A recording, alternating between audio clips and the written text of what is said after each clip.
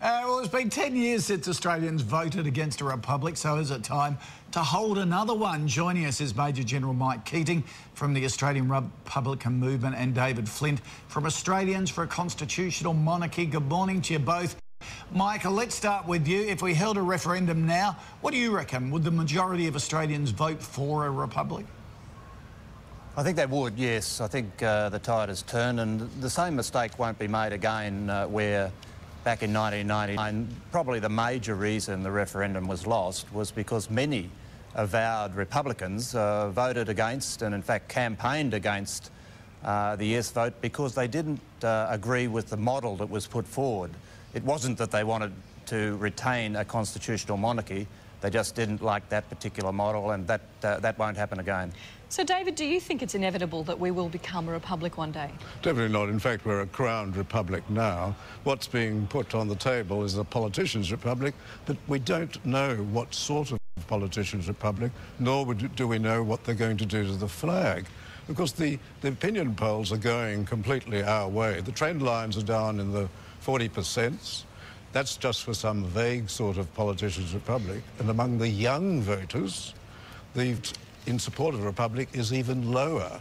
So I don't think it's at all inevitable. Australians are far too sensible to give up what is probably one of the most stable democracies in the world, with the Crown as the central institution leading the non-political institutions.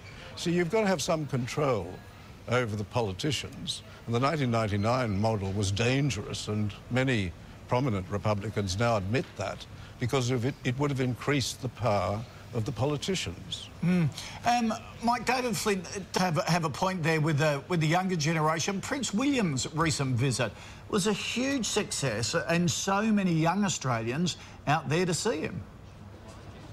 Well, I think Prince William seems to be a charming young man. He was carefully kept away from any real questions about his part in our future. But the real issue there is that it doesn't matter whether we like Prince William or we like Prince Charles or don't like Prince Charles. It doesn't matter at all, because we're not going to be consulted. The Australian people have got no say in who our next head of state will be. The Windsor family decide the line of succession, and it doesn't matter who we like, we're going to be given Charles next. Does that worry us though, David? Not in the slightest. The essential point is the Constitution and the Crown, and the fact that we have this central institution above politics. It plays a significant role all along in the Tasmanian election, for example. In New South Wales, the governor is receiving all these petitions to dismiss the government, which can only be done in certain circumstances.